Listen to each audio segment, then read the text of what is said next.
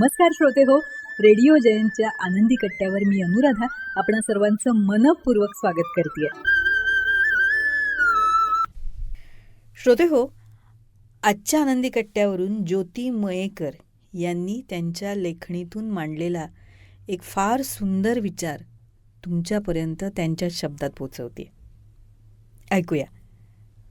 पांडव महालाच्या विस्तीर्ण दालनातून सूर्यकिरणाची सोनसळी रेषा जमिनीवर लांबच लांब सावल्या उमटवत होती. पांडवांची महाराणी द्रौपदी तिथून जात असताना थांबल्या.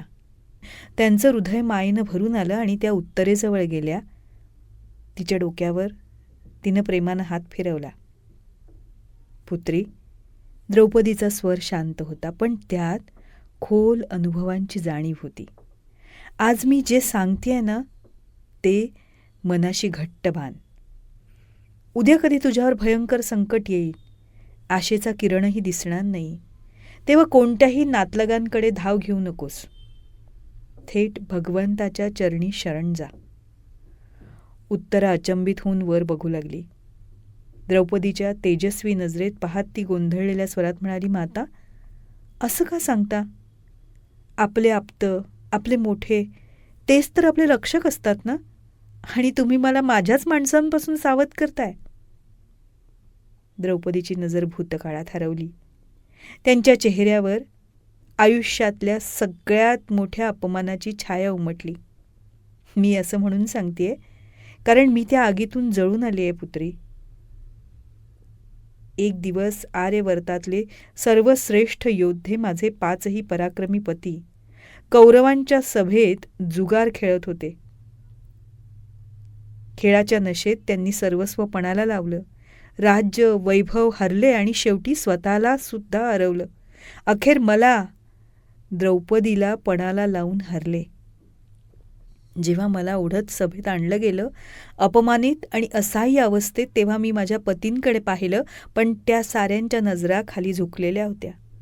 मी धर्माचं प्रतीक म्हणून भीष्मांकडे पाहिलं, गुरु द्रोणांकडे पाहिलं, राजा धृतराष्ट्रांकडे पाहिलं. मी न्यायासाठी आक्रोश केला, मदतीची याचना केली, पण त्या युगातले महान पुरुष दगडासारखे निश्चल बसले होते. डोळ्यात अश्रू होते, पण ते त्यांच्या पायावर उभे राहू शकले नाहीत. तेव्हाच मला कळलं, कोणतीही मानवी सत्ता, पती असो, गुरु असो वा राजा, मला वाचवू शकत नाही. मी सगळ्या आशा सोडल्या. पूर्ण निराशेत मी दोन्ही हात आकाशाकडे उचलले आणि त्या एकालाच पुकारलं, जो सगळ्यांचा आहे. हे कृष्णा, हे गोविंदा, तुझ्याशिवाय आता माझं कोणी नाही. आणि त्या हाके सरशी ते आले. त्याच वेळी दूर सुवर्णनगरीत द्वारकेत भगवान श्रीकृष्ण अस्वस्थ झाले. त्यांची पट्टराणी रुक्मिणी म्हणाली, प्रभू, तुम्ही इतके व्याकुळ का झालात? जगात सगळीकडे शांतता आहे, पण तुमचा चेहरा काळजीनं भरलेला का दिसतोय? कृष्णाच्या डोळ्यात अश्रू होते. रुक्मिणी, माझी प्रिय भक्त संकटात आहे. कुरुसभेत द्रौपदीचा मानभंग केला जातोय. शेकडो पुरुषांसमोर तिचं वस्त्रहरण करण्याचा प्रयत्न सुरू आहे. मग तुम्ही कशाची वाट बघता प्रभू? त्वरित जा आणि तिचं रक्षण करा.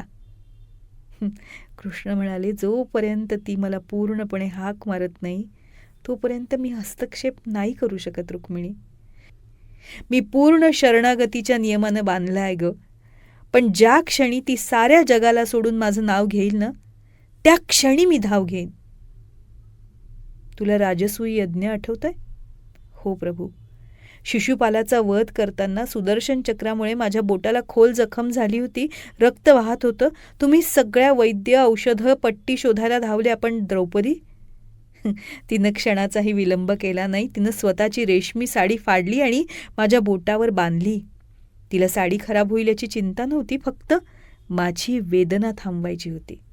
कृष्ण गंभीर झाले. त्या साडीचा एक धागाही माझ्यावर कर्ज आहे. आज तिला वस्त्र हवंय तिच्या सन्मानासाठी, आणि ते कर्ज मला कोट्यावधी पटीनं फेडावंच लागेल रुक्मिणी. इकडे सभेत दुःशासन क्रूरतेनं द्रौपदीची साडी ओढत होता. जेव्हा द्रौपदीनं पाहिलं की आता कुठलीही मानवी मदत तिला मिळणार नाही, तेव्हा तिनं दोन्ही हात आकाशाकडे उचलले आणि पूर्ण समर्पणानं पुकारलं, हे नाथा, हे गोविंदा. अगदी क्षणातच द्वारकेतून कृष्ण अंतर्धान पावले. सभेत अद्भुत चमत्कार घडला. दुःशासन जितकी साडी ओढत होता तितकी ती संपत नव्हती, उलट वाढतच होती. ईश्वरी कृपेनं तयार झालेला वस्त्रांचा अनंत प्रवाह. दुःशासन थकला आणि द्रौपदी सुरक्षित सन्मानानं उभी राहिली.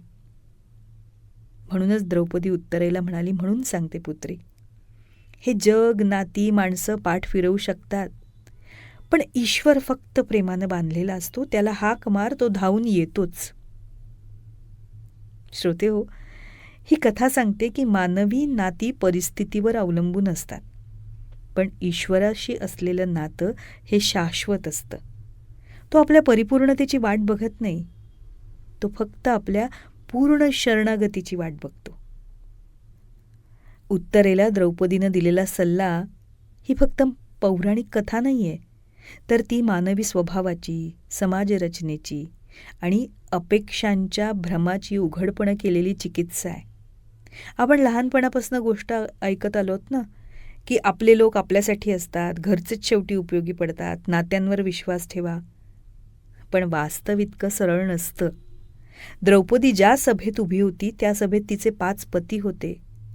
राजा, धर्मरक्षक, वृद्ध, अनुभवसंपन्न लोक नव्हते का? सगळे होते, पण कुणीच उभं राहिलं नाही. हे वास्तव आहे. जेव्हा संकट खरंच येतं तेव्हा नातेसंबंध, प्रतिष्ठा, पद, धर्म, नियम सगळ्यांची मर्यादा आपल्याला दिसून येते. माणूस का साथ देत नाही? कारण माणूस स्वतःच्या भीतीनं चालतो. कुणी सत्ता गमावण्याच्या भीतीनं गप्प बसतो, कुणी नातं बिघडू नये म्हणून, कुणी समाज काय म्हणेल म्हणून, तर कुणी माझं हे प्रकरण नाही असं म्हणत बाजूला होतं. द्रौपदीच्या बाबतीत कोणी वाईट नव्हतं, पण कोणी धाडसी सुद्धा नव्हतं. हे सत्य स्वीकारल्याशिवाय आपण मोठे होत नाही. मग फक्त देवावरच सोपवा याचा अर्थ काय? याचा अर्थ असा नाही की माणसांकडे जायचं नाही, प्रयत्न करायचे नाहीत, लढायचं नाही. याचा अर्थ असा आहे की आपली अखेरची आशा माणसांवर ठेवू नका, कारण माणूस बदलतो, परिस्थिती बदलते, नाती कमजोर होतात. पण ईश्वर म्हणजे अंतिम शरणागतीची जागा आहे. ज्या क्षणी द्रौपदीनं मी एकटी आहे हे स्वीकारलं ना, त्याच क्षणी तिच्या आतली शक्ती जागी झाली. कृष्ण तिथे नव्हते तरीसुद्धा ते प्रकट झाले, कारण तो पूर्ण समर्पणाचा क्षण होता. उत्तरेसाठी संदेश आणि आपल्यासाठी आहे. द्रौपदी उत्तरेला एक धोक्याची सूचना देते. कधीही नातलगांवर पूर्ण अवलंबून राहू नकोस. हे वाक्य कटू आहे पण खरं आहे. आजच्या जगात सुद्धा बघा ना, संकटात मित्र दिसत नाहीत, कर्जात माणूस एकटा पडतो, आजारपणात फोन शांत होतो, अन्याय झाला तरी साक्षीदार मागे सरकतात. तेव्हा प्रश्न उरतो की आपण आतून किती मजबूत आहोत?